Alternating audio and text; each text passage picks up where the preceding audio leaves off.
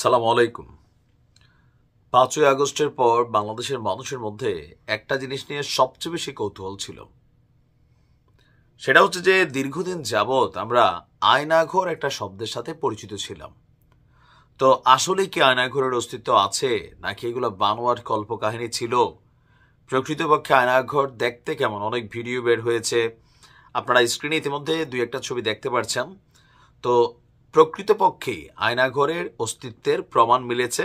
আর আজকে আমাদের প্রধান উপদেষ্টা, সাথে আরো কয়েকজন উপদেষ্টা, সাংবাদিক, ইভেন যারা এই আয়নাঘরগুলোতে ছিলেন, তাদের বক্তব্য, তাদের কি বলা হয় যে ডেডিকেশন, সবকিছু আমরা সামনে পেলাম। মজার বিষয় হচ্ছে উপদেষ্টা আসিফ, তারা যখন ডিবিতে ছিল তখন নাকি তাদেরকেও আয়নাঘরে নিয়ে আসা হয়েছিল। একটা রুম দেখে আসিফ বলতেছে যে এটা একটু ভাঙ্গাচুরা বড় করা হয়েছে, বাট এখানে একটা রুম ছিল। তো চলুন দেখি ছবিতে, এবং বাকি বক্তব্যগুলো আপনাদেরকে বলছি যে আজকে আমাদের ডক্টর ইউনূস সহ একটা টিম, তারা এই আয়নাঘর পরিদর্শন করেছেন। ডক্টর ইউনূসের সাথে বাকি যারা ছিল তারা প্রতিরক্ষা গোয়েন্দা মহাপরিদপ্তর, যেটা আছে ডিজিএফআই, সেইখানের যে যৌথ জিজ্ঞাসাবাদ সেল এবং র্যাব 2 এর সিপিসি 3 এর ভেতরের যেই সেলগুলো ছিল বা আয়নাঘর হিসেবে পরিচিত, সেগুলোকে পরিদর্শন করেছেন। এরপর র্যাবের সদর দপ্তরের টাস্ক ফোর্স ইন্টেলিজেন্স সেন্টারেও তারা পরিদর্শন করেন। আর এখানে গুম সংক্রান্ত তদন্ত কমিশনের সদস্য থেকে শুরু করে আরো অনেকে ছিলেন। আর এসব গোপন বন্দিশালা আগারগাঁও, কচুক্ষেত এবং উত্তরা এলাকায় বলে জানিয়েছেন প্রধান উপদেষ্টার যে প্রেস উইং আছে। সেইখান থেকে আমরা এই ছবিগুলো যেগুলো দেখিয়েছি, বলা হচ্ছে যে এগুলো বিভিন্ন বন্দিশালার বিভিন্ন কক্ষ ঘুরে তারা আপনার এই ছবিগুলোকে সামনে এনেছেন। আর এখানে আমরা যদি দেখি যে এই আয়নাঘর নিয়ে নানান বক্তব্য, ছবিতে আমরা যতটুকু বুঝতে পারছি মানবাধিকার সংগঠন থেকে শুরু করে বলা হচ্ছে যে আপনার সারা বাংলাদেশে অনেকগুলো এরকম আয়নাঘর অস্তিত্ব আছে।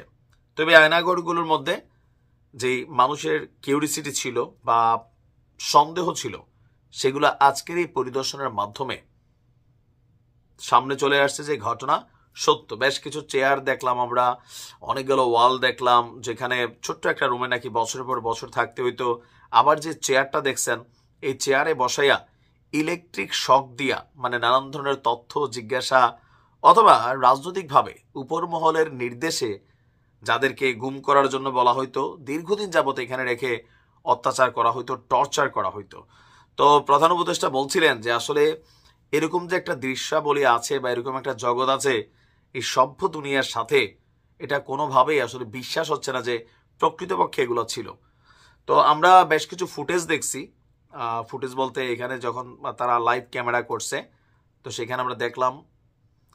তো যাই হোক, যতটুকু মনে হয়েছে যে আসলে এই নৃশংসতা কারে বলে, কত প্রকার কি কি, এগুলো এই আয়নাঘরের মধ্যে না গেলে হয়তোবা আমরা দূর থেকে জাস্ট নিউজ করছি বা আপনি শুনছেন, এটার ভয়াবহতা কি পরিমাণ, যাদের পরিবারের সদস্যরা গুম হয়েছে, অপহরণ হয়েছে, এখানে নির্যাতনে মারা গেছে, বা এখান থেকে বের হইয়া পরিবারের কাছে গেছে, তাদের কাছে এটার যে অনুভূতি বা আবেগ, আমরা এজ এ নিউজ করা অথবা নর্মালি এজ এ লিসেনার হিসাবে শোনা, এটার মধ্যে আকাশ পাতাল পার্থক্য।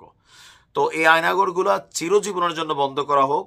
আগামীতে কোন সরকারের নেতৃত্বে আইন শৃঙ্খলা বাহিনীর মাধ্যমে এই ধরনের কর্মকাণ্ড যেন আর জীবনে না হয়, এটার সর্বোচ্চ একটা সিস্টেম, নীতি বা আইন শৃঙ্খলা বাহিনীকে সংস্কার, এগুলা করা খুবই জরুরি। ভালো থাকুন। আসসালামু আলাইকুম।